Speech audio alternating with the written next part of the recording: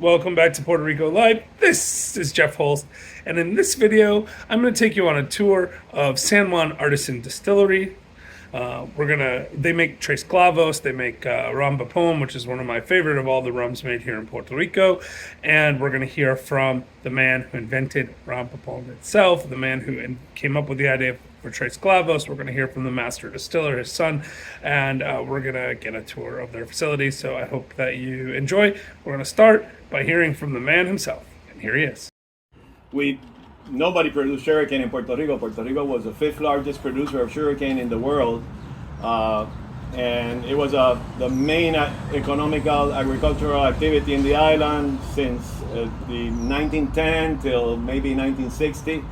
When the market crashed completely, Brazil got into the market, Mexico got into the market, Central America got into the market of producing sugar. Huge nations, the Philippines, Asia, everybody.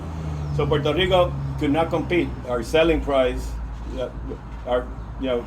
these guys were selling sugar. The value of sugar in the world market was the price that we were trying to sell, our cost, I mean.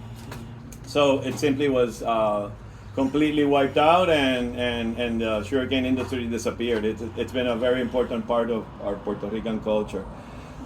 So there was no sugarcane in the vision of the project that I had. I wanted to create a distillery that was different from Bacardi and Serrayes and all the other big brands, which are more of an industrial model.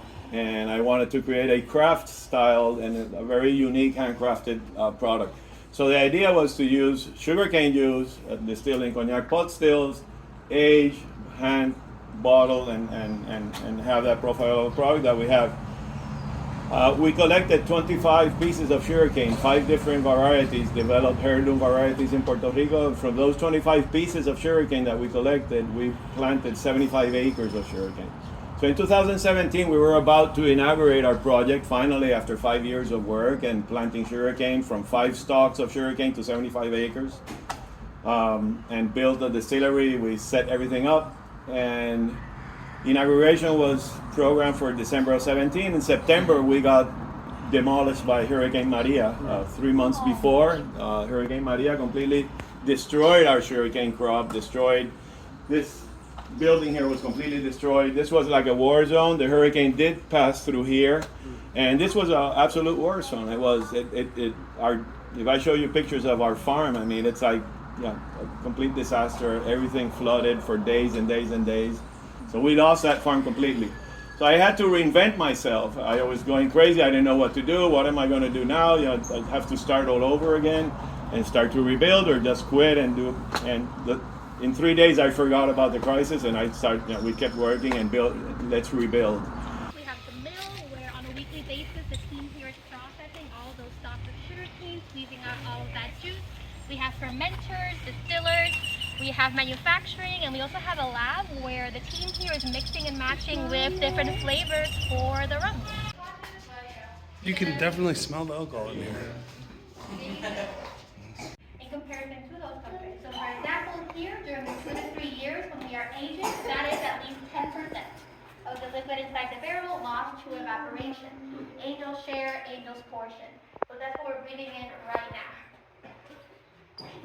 See, sometimes you can feel it in your throat. So the deeper you go, like a bit more further down, you'll feel it even more.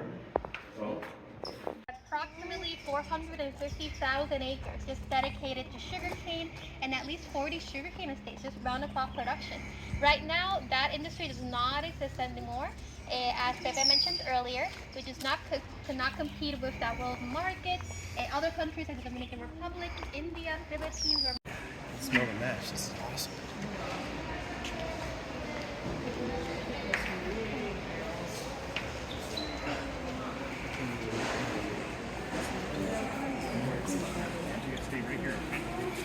So this is our main operation here, which is that rum production. So all of the juice that was squeezed out of the mill goes directly into this storage tank here in the corner. When the milling process is done, all of that juice, that fresh juice, is redirected towards the stainless steel tanks that we see here to my left. So these stainless steel tanks are called the fermenters. So mixing up sugarcane juice with yeast, and the yeast is eating at that sugar content from the juice and creating alcohol. So that is roughly a 5 to 6 day process of just active fermentation. Team members here in the distillery go up the stairs that we see on the sides of the tank, open a hatch that's at the top, take their samples, verify how that alcohol content is doing, and that end product should be anywhere between 6 to 8% alcohol, which is pretty low for our rum production. Essentially, the team did beer here with sugarcane juice. And actually got most of the equipment here in the distillery, the French stills, the stainless steel tanks from a closing down Hennessy factory in Trinidad and Tobago, our neighbors here in the Caribbean. So got a pretty good deal on all of the equipment here. And this was actually the first solid investment towards this rum company. So before any of this was even here, that was just sitting on landscaping grass until all of this was developed. So first solid step forward, investment towards. So you first have to take out the juice of the sugarcane and you evaporate it. And there's some other processes involved, but that's the simple side. Seeing the end result of the distillation is a real treat. The white rum that comes out of the stills is very special. Something that we haven't seen here before, at least in our market. It's something definitely new here, and we wish to introduce it in the market here successfully and export it. And an idea popped up in my mind to create Tres Clavos, which is our rum infusion, which is inspired by Puerto Rican tradition. We made our folks in the mountains, our humble folks in the mountains, they have their own little moonshine pot stills, and they make moonshine, and they still make illegal moonshine in the mountains. And Puerto Ricans love it, but they're tiny batches. They're very small. It's for personal use, very small. And they didn't have money to cure or to soften up the rum in a barrel, in a wood barrel that costs $200 or $300. So they would get fruits of whatever tree of plant or fruit they had in their backyards. They would cut the fruits up and put it in the bottle, and then that would soften up the harshness of the rum, because it was a very rustic rum. And then it had flavor of mango or pineapple or cannaps or ginger or passion fruit. And my vision was to create a standardized, inspired upon that tradition, using a very clean base rum, and not distilled by us. It's a product that we rectify. We buy the base alcohol, but we add our added value to that product is over 75%. The only thing that 75% of the value is done here, so it's a Puerto Rican product, and it's inspired by that model of our roncaña, and we only use fresh fruits from Puerto Rican farmers, so we help the local economy of farming in Puerto Rico. Everything we source in Puerto Rico, and it was a small band-aid that we just wanted to create a little bit of cash flow while Ron Pepon recovered.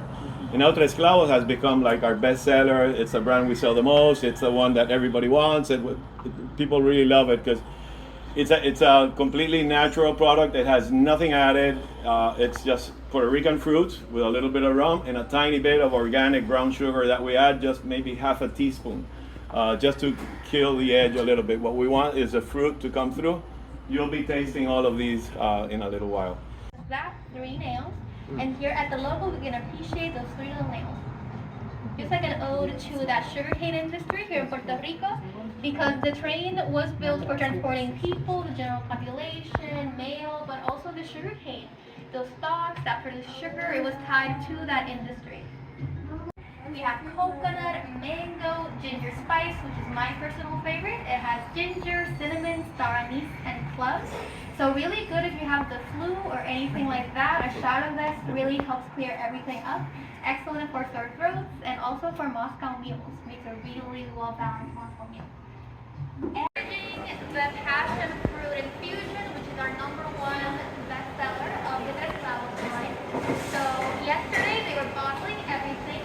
The first artificial flavors, no artificial coloring.